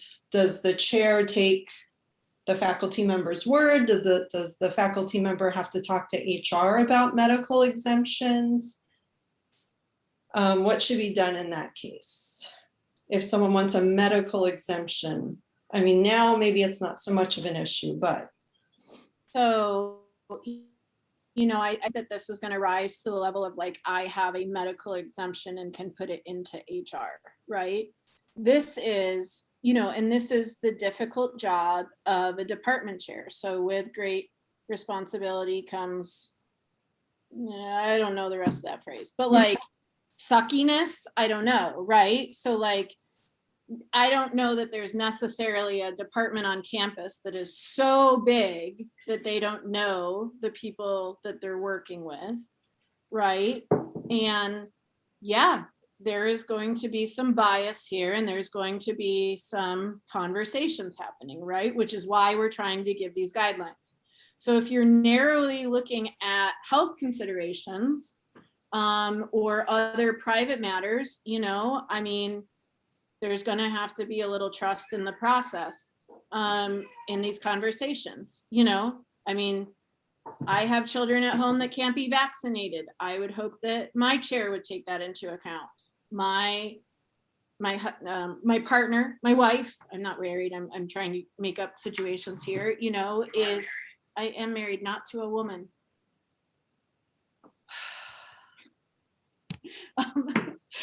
My wife, you know, is going through chemo, and so coming home, you know, working face to face and then coming home is a consideration, right? And so on and so forth for all of the different thousands of considerations that you have. I take care of an elderly mother, right? I mean, like, this is where the chairs come in, and they're going to have some conversations. And what we are trying to sculpt here is some guidelines for the Senate to share out. By the way, we have no authority over department chairs, right? This is just the academic Senate trying to come up with a value statement and give people guidelines to work with, right? So your chair is going to have some conversations with their faculty and make these decisions. You know, in my department, I had people begging to come back. Right. So, you know, I hope it's not that difficult, but I hope that favoritism is absconded in this process. And I hope, you know, I read an email today that Cornelia and I were CC'd on, where Cornelia said something very eloquent. We're all in this together. We've been in it all together. Let's come back together. And I think putting full-time faculty, you know, giving them all the quote safest option, which is remaining online and our part-timers face-to-face. I think that there's lots of problems there. So all these guidelines are trying to do is address it. So all that to say is there's no easy answer. And yeah, department chairs are going to have to make some difficult choices here, even with these guidelines, right? Okay, just to follow up, this faculty member was told they had to report this issue to HR, and that was the way that they were going to be exempted from having to come. Well, Like, okay, No, just, so, it was not that was the direction they were giving. so hold on. There are medical exemptions, which is an HR issue. Okay, that's not what the Senate is addressing right now. The Senate is giving guidelines for how to prioritize who gets face-to-face and who gets online. And within that conversation, like, I don't qualify for a medical exemption with my littles that can't get vaccinated, right? But I would hope that my chair took that into consideration when I said, I really don't want to come back yet because, you know, I can still transmit it and I don't want to bring that home to my kids, right? So, and then they're going to say, okay, yeah, there's room in the schedule for you to remain online, Ryan. Right? So this isn't an HR exemption. Absolutely. If your faculty like get exemptions, like they should go get them and utilize them. That's their right. This is different, right? This is what values does the Senate want to endorse for faculty and scheduling? Robbie? I wondered if we had an answer to something that Ruth posed earlier, like how do we determine who's got training? And it was in that document that there's a draft of in the agenda, which is the classes that were fully vetted by the CAC for online versus emergency vetting. I'm not using the right word. And I thought that was a good system, but I don't know if I've thought it through thoroughly enough or not. So I just wanted to raise that as a potential way that one could differentiate classes, you know, that really should be online versus maybe shouldn't. And the second thing I wanted to add is just a little note that I get nervous when I hear things like we shouldn't go back to normal and who do we want to be in a new normal, because people can use that to justify things that ought not to be justified. And so I just want to encourage people to think about things carefully. And yes, although we have learned a lot and things might change, that doesn't mean every change that anyone proposes is a good idea. Elizabeth? Yeah, I had people comment to me that we needed more clarity on sorry, I'm gonna look it up here. Make sure that your department part-time faculty are assigned their contractual minimums before assigning overloads. And one of my department members basically pointed out to me that part-time teaching faculty don't have contractual minimums. So we wanted clarity on that, like what that would mean for. Well, they do. And it's, yeah, that's what I was told. It's defined in Article 12. So this idea of rehire rights for adjuncts. So okay, sorry. Go ahead. No, I was going to say we can change that language so that it matches Article 12, and that was one of the things that I wanted to see changed as well, so that doesn't raise worry for people. But it is true that part-time faculty have rehire rights. Right, but maybe because I don't know. Is a rehire right the same thing as being guaranteed to receive a class? Okay. I am not a lawyer. Okay. But in practice, yeah. Just the person that brought this to my attention said no, so. Yeah, I mean, we can argue semantics all day, but if you were assigned a class or a you know, a certain number of whatever, and that class is still offered, and maybe I'm getting this. I mean, this is a question for the FA for sure, but like we can't not offer you that class if you're in good standing. So yeah, I mean, we can argue semantics, but like rehire rights are literally that, rehire rights, right? So let's get the language congruent with that in Article 12 of our collective bargaining agreement, and maybe that will shore this up. But but there are rehire rights, yeah, that we have to abide by when scheduling, for sure. Anna? Yeah, I was just going to say that the rehire rights do guarantee a certain amount of assignment for part-timers, and that looks different if you're ESD part-time versus classroom part-time. But I also want to encourage us to think about, again, the goal of this document, which is not setting up a policy that department chairs have to abide by, but more to think about the people that we work with as people who deserve dignity and who deserve respect and who frankly have a huge role in the success of this college. I'm getting emotional because as a part-timer, it's so hard to be in spaces listening to full-time faculty talking about how they're going to lose one section of a class of their 32 TLUs when a part-time faculty member will lose their job, which is what they use to put food on the table.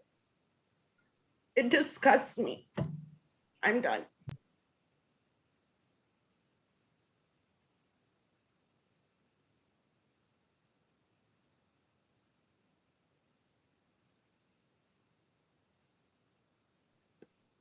Anna, thanks for sharing that and being vulnerable with us.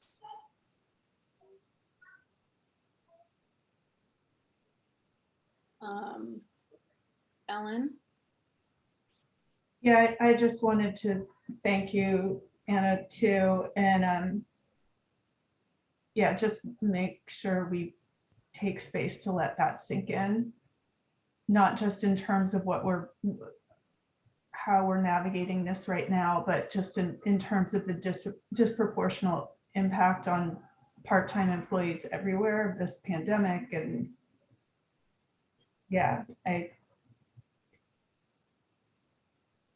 we need to hear that.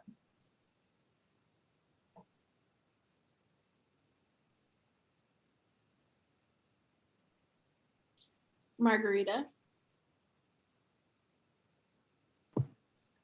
Thank you. I just want to, to say something about what Anna's mentioned. When I came to the United States really quick, I entered to study at City College. And for us, Mexicans and Latinos, City College has always been this incredible institute, this place where we have, all the hopes and education for us is the equalizer and is our second home and our second parents. And we came to City College, looking for the opportunity. That's where really the opportunity is for us. And when I was in the first class of ESL, I had a classmate that used to compete with me, and we were always asking for the questions and to respond and all that. And one night, he was killed in front of my job, in front of the restaurant where I work. His name was Leonardo Dorantes. And then I asked my husband, my daughter was just newborn. Now she's 31 and she's an attorney. But I remember they told us he was killed because he was Mexican. If we needed to decide if we wanted to stay in the United States because they killed Mexicans. And it was a big decision, but one of the reasons I didn't want to go back, because I wanted my daughter to live free as a woman. And then I decided to stay in the United States. My grandpa came with the revolution. He didn't want to fight. And he left with the Second World to go to Mexico because he had 5 women when the Japanese submarines appear in the Goleta Pier. But when the 9/11 happened, I didn't go back to Mexico because I realized that I cannot be going around avoiding things. You have to stay at one point. Anna, we had to fight, we had to stay, and we had to work on things. And it is not easy. But there is a point where we cannot go anywhere. We had to stand our ground and say, we're here, listen to me, because we are so afraid to say something as part-timers, because whatever we said can be taken the wrong way, that we are so quiet. We cannot say anything because whatever we say might be taken the wrong way and we might lose whatever we have. And it is horrible to live like that. And it's not good, it's not good. And I can't say anything anymore because like Anna said, we cannot say it, we cannot speak. And that, I will leave it at that.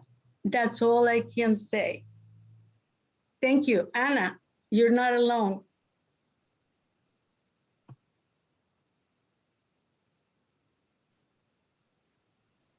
Anna. And I just want to add that I personally have been blessed that this hasn't been my experience. So I'm not speaking for myself, I'm speaking for my colleagues and the people that I represent.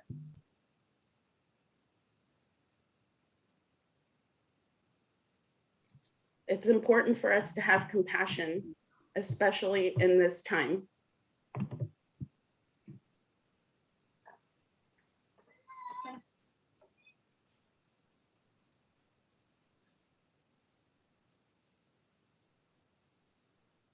So we've only just started this conversation. We've heard a couple of points about the document. It needs to be shared back out to constituents. I'm editing the draft right now to reference Article 12 instead of the contract, so that questions around contractual rights of part-timers is not a question. And yeah, I'd like to get this document wrapped up at our next meeting so that it can be exercised in our scheduling. And again, department chairs are already working on that. So the faster we can get this out, the bigger difference it's going to make. So please keep that in mind as you're working with your faculty. We do not have a meeting next week. We have one in 2 weeks. So there is plenty of time to put this in front of your faculty and get feedback. So Robin, and then we should probably try and wrap up this meeting. I don't want to keep people overtime, but here I am with my hand up. So I guess I'm going to for a minute anyway. I've spoken about that kind of issue before at Senate, and I really hope that full-time faculty, full-time senators take this back to full-time faculty for consideration again. I don't believe, and I'd really like us to have clarity on that when we discuss this again, but I don't believe there is any language that codifies what the rights of adjunct faculty are when they are in conflict with a full-time faculty member's privilege to take an overload. And full-time faculty have very much come to think, some full-time faculty, not all, have very much come to think of large overloads as their right. And it would be very helpful to get clarification from the FA if there is anything codified about what happens when rehire rights per Article 12 are in conflict with a full-time faculty member's taking of an overload. And it might, be something that we should consider, especially because times like these are probably not going to stop happening.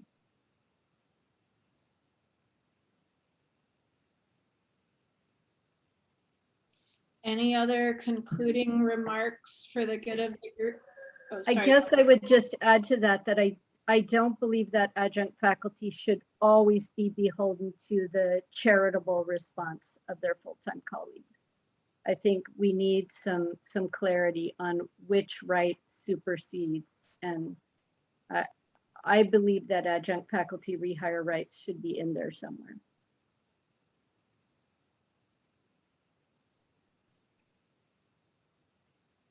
Okay, so any concluding remarks for the good of the group to go out to their constituencies with on this topic before we adjourn?